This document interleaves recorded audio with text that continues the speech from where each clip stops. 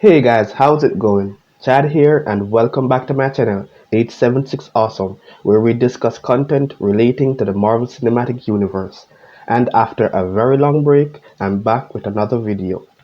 Now in this video, I'll be talking about the full list of all the upcoming Marvel movies, and I'll be discussing what we know so far with notable key details. So be sure to stay tuned until the end of the video.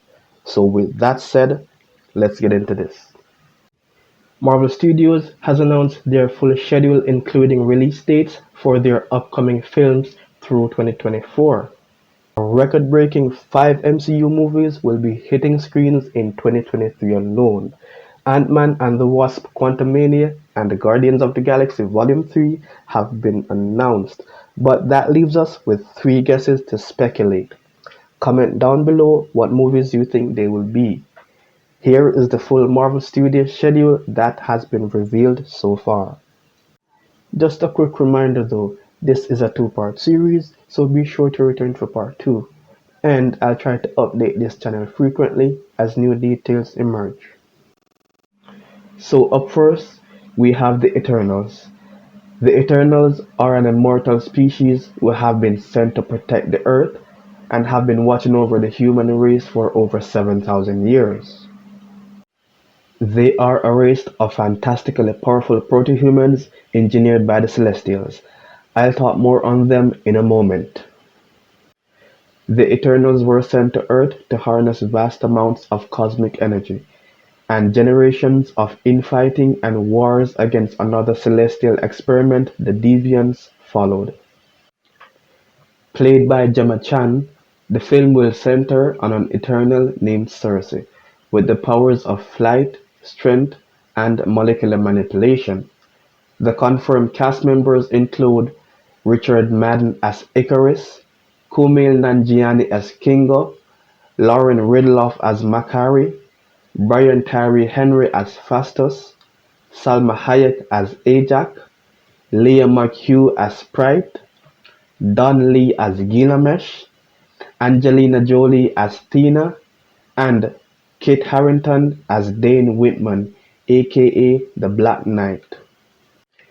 So how will it fit in the MCU? Well, as we all should know by now, the Eternals and Celestials are very old and powerful. They are some of the oldest creatures in the universe, and they run into just about everyone. When the Kree happened to learn about the Eternals, they tried duplicating the Celestial experiment and created Inhumans on Earth.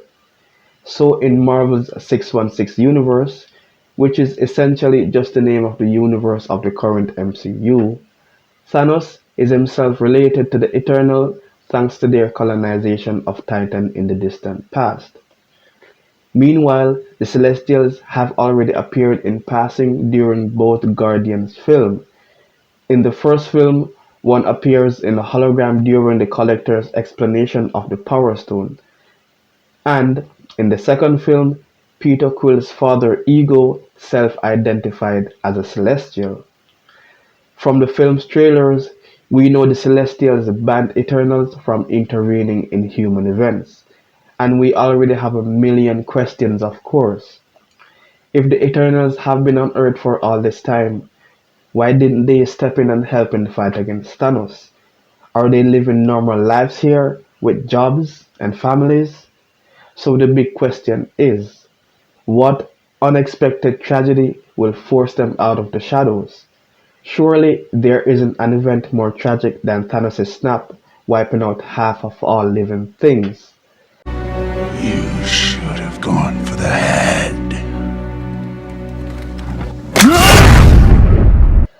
The Eternals is slated to be released on the 5th of November of this year.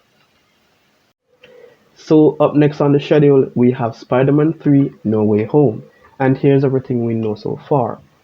Spider-Man 3 aka Spider-Man No Way Home is official, but its cast is a far different situation.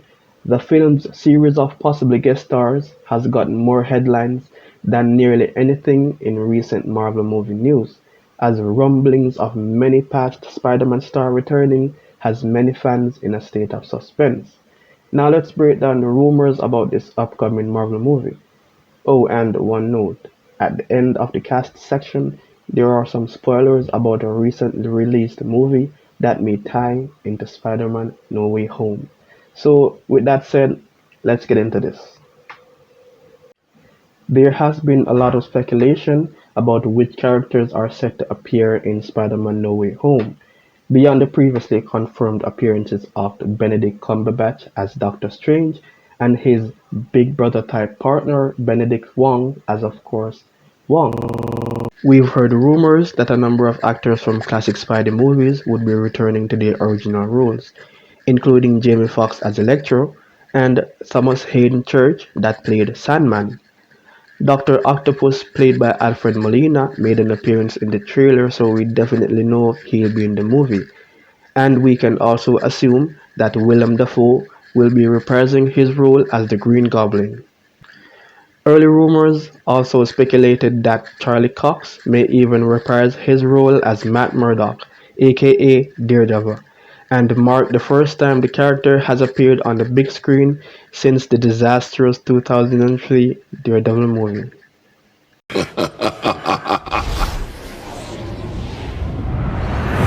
In addition to that, there are also rumors suggesting that both Tobey Maguire and Andrew Garfield would be reprising their roles from previous Spider-Man movies as well.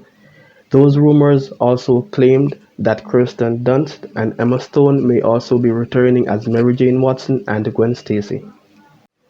But as we all know, rumors are still rumors and should be treated as such until Marvel and Sony confirms or denies their legitimacy. Now here's who we know is going to be included in the movie based on official announcements and the released teaser trailer. We have Tom Holland as Peter Parker aka Spider-Man, Zendaya as MJ, Marissa Tomei as Aunt May, Jacob Batalon as Ned Leeds, Tony Revolori as Flash Thompson, Benedict Cumberbatch as Doctor Strange, Benedict Wong as Wong, Jon Favreau as Happy Hogan, J. K. Simmons as J. Jonah Jameson, and Alfred Molina as Doctor Octopus. So now what do we know so far?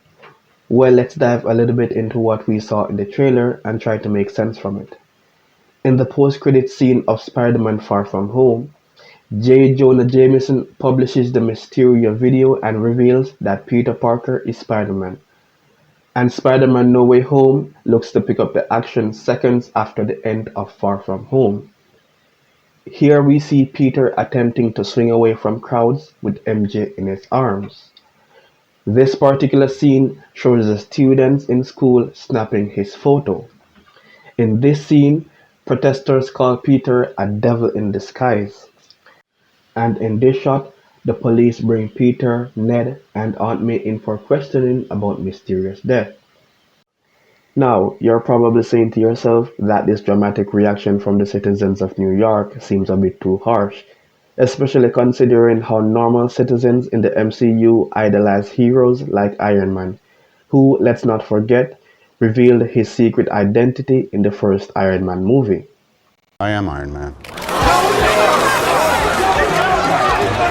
But in the comics and other Spider-Man films, New Yorkers have always been a bit suspicious and scared of Spider-Man, thanks in large to J. Jonah Jameson's anti-Spider propaganda at the Daily Bugle.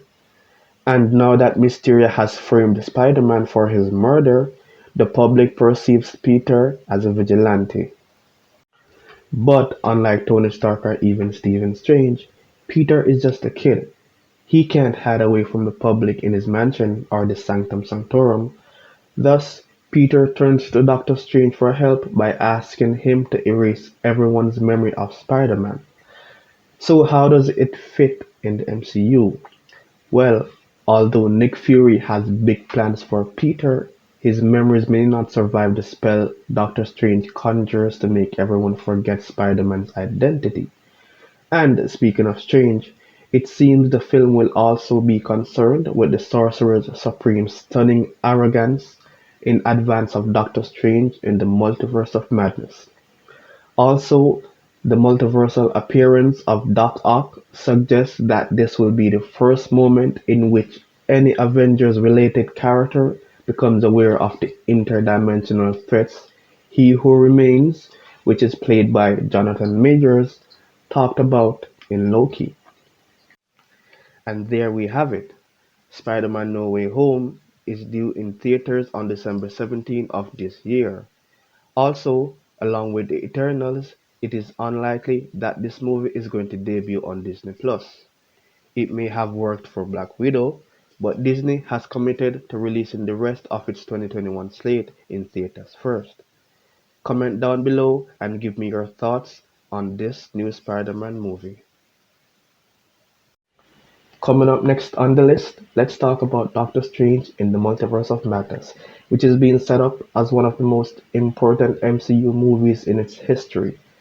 This upcoming movie seems as though it'll give viewers their most in-depth look at the Marvel Cinematic Multiverse to date, given that Doctor Strange will have a major hand in its arrival.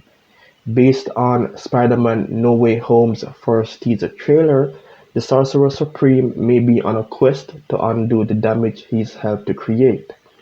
So, what do we know about Doctor Strange in the Multiverse of Madness? However, before we get into that, let's find out more about Doctor Strange's 2 release date and confirmed cast members. And just a word of warning before we begin, we'll be revealing details about WandaVision. So here's your regular spoiler alert. Doctor Strange 2 will be released on March 25th, 2022. It was supposed to arrive on March 7th of this year, but has been delayed twice thanks to the COVID-19 pandemic.